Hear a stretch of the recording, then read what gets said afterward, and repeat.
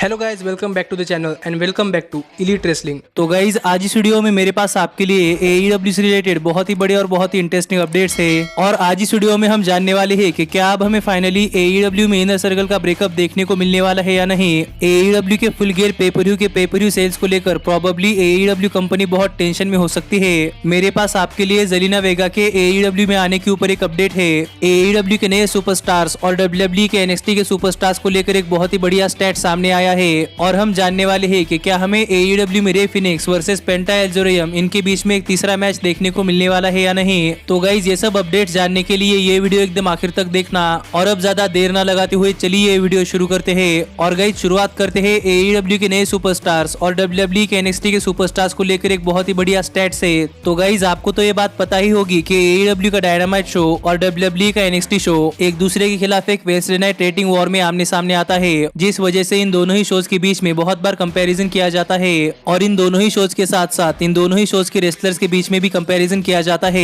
और स्टैट्स को देखकर ये समझने की कोशिश होती है कि इन दोनों में से कौन बेस्ट है। पर हाल फिलहाल में AEW के नए सुपरस्टार्स और WWE के NXT के सुपरस्टार्स को लेकर एक बहुत ही बढ़िया स्टैट सामने आया है कि AEW में आए नए नए सुपरस्टार्स की सैलरी WWE के NXT सुपरस्टार से भी बहुत ज्यादा है। और मैं AEW के बहुत ही बड़े बड़े सुपरस्टार जैसे कि केनी ओमेगा और जॉन मॉक्सली के बारे में बात नहीं कर रहा। मैं यहाँ पर AEW में आए नए नए सुपरस्टार्स के बारे में बात कर रहा हूँ, जैसे कि MJF, डार्बी एलन, सैमी गुएरा और जंगल बॉय, जो कि पहले से ही बहुत फेमस नहीं थे, लेकिन गाइज यहाँ पर AEW कंपनी ने उन सुपरस्टार्स को साइन कर फेमस बनाया। और ऐसे सुपरस्टार्स की सैलरी WWE NXT के बहुत ही बड़े बड़े सुपरस्टार्स जैसे कि एडम कोल, टमासो चाम्पो और जॉनी गार्गैनो इनसे भी बहुत ज्यादा है, जबकि ये सुपरस्टार WWE कंपनी में साइन होने से पहले ही बहुत ज्यादा फेमस थे, जो देखा जाए तो बहुत ही वियर्ड चीज है, क्योंकि guys WWE company wrestling industry की सबसे बड़ी कंपनी है और WWE के खुद के एम्प्लॉयज की सैलरी AEW के नए नए सुपरस्टार से बहुत कम है। जिसके ऊपर आप क्या सोचते हैं ये आप मुझे कमेंट कर बताइए। लेकिन गाइज अब हम आगे बढ़ते हैं और बात करते हैं हमारे अगले अपडेट की और जानते हैं कि क्या आप जेलिना वेगा WWE कंपनी से रिलीज होने के बाद हमें AEW कंपनी में देखने को मिल सकते हैं या नहीं। तो गाइज अगर आप बहुत देर से WWE को फॉलो कर रहे हैं तो आपको ये बात पता होगी कि WWE ने अपने सुपरस्टार्स को ट्विच और स्ट्रीमिंग के अकाउंट बंद करने के लिए कहा था, जहां पर WWE सुपरस्टार्स लाइव फैन से इंटरेक्ट कर पैसे कमा रहे थे। और WWE ने सुपरस्टार्स को अपना अकाउंट बंद करने के लिए कहा और WWE ने इन सुपरस्टार्स को अपना अकाउंट बंद करने के लिए कहा या फिर अपना अकाउंट WWE को हैंडओवर करने के लिए कहा, जो चीज WWE की तरफ से बहुत ही घटिया चीज थी। पर गाइस जेलिना वेगा ने अपना स्ट्रीमिंग अकाउंट बंद करने के लिए ना कहा और उन्होंने अपना अकाउंट WWE को हैंडओवर करने के लिए भी मना कर दिया। इसीलिए WWE ने जेलिना वेगा को अपने कंपनी से रिलीज कर दिया है। और इसके ऊपर रिएक्ट करते हुए AEW सुपरस्टार डस्टन रोड्स ने भी एक ट्वीट किया और यहाँ पर डस्टन रोड्स ने लिखा कि जेलिना वेगा के लिए उन्हें बहुत बुरा लग रहा है और अब जेलिना वेगा के WWE कंपनी से रिलीज होने के बाद बहुत सारे फैंस स्पेकुलेट कर रहे हैं कि अब हमें प्रोबेबली जेलिना वेगा AEW कंपनी में देखने को मिल सकती है। क्योंकि अगर आपको नहीं पता तो गाइज मैं आपको बताना चाहूंगा कि जेलिना वेगा एक बहुत ही अच्छी मैनेजर के साथ साथ एक बहुत ही अच्छी खासी रेसलर भी है। इसलिए हाल फिलहाल में जेलिना वेगा और AEW को लेकर बहुत सारे रूमर्स आ रहे हैं कि हमें जेलिना वेगा AEW कंपनी में देखने को मिल सकती है। पर गाइज मैं आपको बताना चाहूंगा कि WWE कंपनी ने जेलिना वेगा को रिलीज किया है, इसलिए जेलिना वेगा के WWE कॉन्ट्रैक्ट में 90 दिनों का नॉन कम्पीट क्लॉज है, जिस वजह से तो आने वाले 90 दिनों तक तो जेलिना वेगा किसी भी रेसलिंग कंपनी में नहीं जाने वाली, जिसके बाद हमें जेलिना वेगा प्रोबेबली AEW कंपनी में देखने को मिल सकती है। पर आने वाले 90 दिनों तक तो जेलिना वेगा AEW कंपनी में नहीं आने वाली।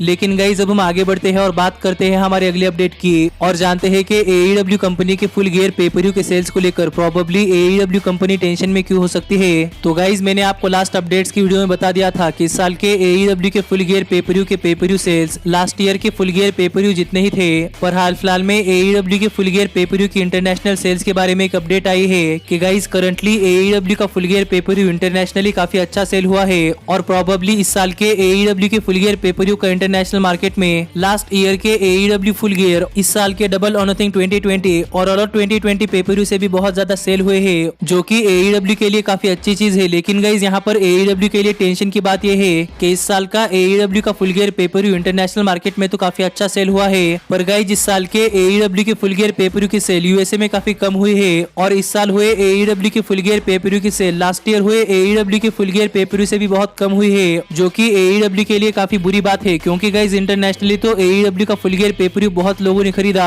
पर जो AEW का प्राइमरी एरिया है जैसे कि USA, तो USA में AEW के फुल गियर पेपरव्यू की सेल बहुत ही कम हुई है, जो बात प्रोबेबली AEW के लिए काफी बड़ा टेंशन साबित हो सकती है। पर गाइस यहाँ पर बात करते हुए डेव मेडजर ने कहा कि जब AEW का फुल गियर पेपर चल रहा था तब यूएसए में काफी सारे स्पोर्ट्स चल रहे थे, इसलिए गाइज यूएसए में AEW के फुल गियर पेपर की सेल बहुत ही कम हुई है और प्रोबेबली यही रीजन हो सकता है कि गाइज AEW के फुल गियर पेपर की सेल यूएसए में काफी कम हुई है। पर इसके ऊपर आप क्या सोचते हैं ये आप मुझे कमेंट करके बताइए। लेकिन गाइज अब हम आगे बढ़ते हैं और बात करते हैं हमारे अगले अपडेट की और जानते हैं कि क्या हमें AEW में पेंटा एल जोरियम और रे फिनिक्स के बीच में एक और मैच देखने को मिल सकता है या नहीं। तो गाइज अगर आप AEW को बहुत पहले से फॉलो कर रहे हैं तो फिर आपको ये बात पता होगी कि AEW ने जॉन मॉक्सली के वर्ल्ड हेवीवेट चैंपियनशिप के लिए नंबर 1 कंटेंडर फाइंड आउट करने के लिए एक टूर्नामेंट रखा था, जिस टूर्नामेंट के राउंड 1 में AEW ने रैंडमली पेंटा एल जोरियम और रे फिनिक्स का मैच करवाया। और गाइज वो मैच इतना बढ़िया मैच था कि AEW के फैंस को वो मैच एक और बार देखना था, इसीलिए गाइज AEW ने डायनामाइट शो पर वो मैच एक बार फिर से करवाया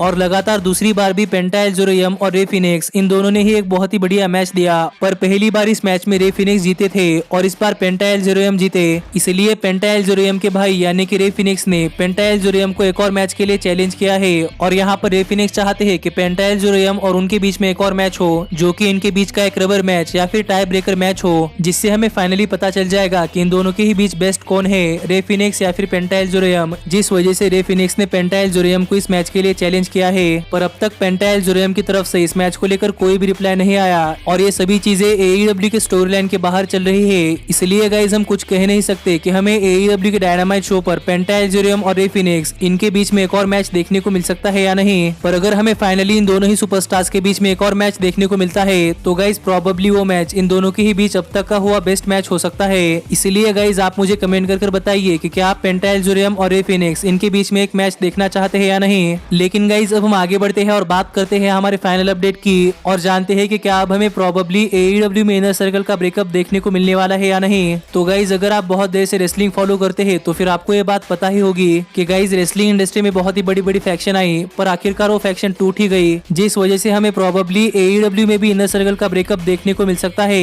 क्योंकि गाइज हाल फिलहाल में इनर सर्कल MJF और सैमी गेवेरा इन तीनों को ही लेकर एक अपडेट सामने आ रही है और यहाँ पर AEW के MJF और इनर सर्कल को लेकर प्लान सामने आए हैं कि गाइज MJF के इनर सर्कल ज्वाइन करने के बाद हमें प्रोबेबली सैमी गेवेरा और MJF के बीच में बहस देखने को मिल सकती है और प्रोबेबली ये बहस आगे चलकर एक बहुत ही बड़ी दुश्मनी में बदल सकती है, जिस वजह से हमें सैमी गेवेरा MJF से अपना बदला लेने के लिए इनर सर्कल के ऊपर टर्न करते हुए दिखाई दे सकते हैं, जिसके बाद सैमी गेवेरा का एक फेस टर्न होगा और सैमी गेवेरा इनर सर्कल के बाहर हो जाएंगे, जो सैमी गेवेरा के लिए AEW के बहुत ही बड़े बड़े प्लान्स हो सकते हैं। पर अगर ऐसा होता है तो हमें प्रोबेबली AEW में इनर सर्कल फैक्शन टूटती हुई दिखाई दे सकते हैं, जिसके ऊपर आप क्या सोचते हैं ये आप मुझे कमेंट कर बताइए कि इनर सर्कल को इतनी जल्दी तोड़ने का आइडिया सही है या नहीं। लेकिन गाइस अब मैं मिलता हूँ आपसे अगली वीडियो में, पर तब तक stay healthy, stay happy and keep watching elite wrestling. Hey, did you like that video?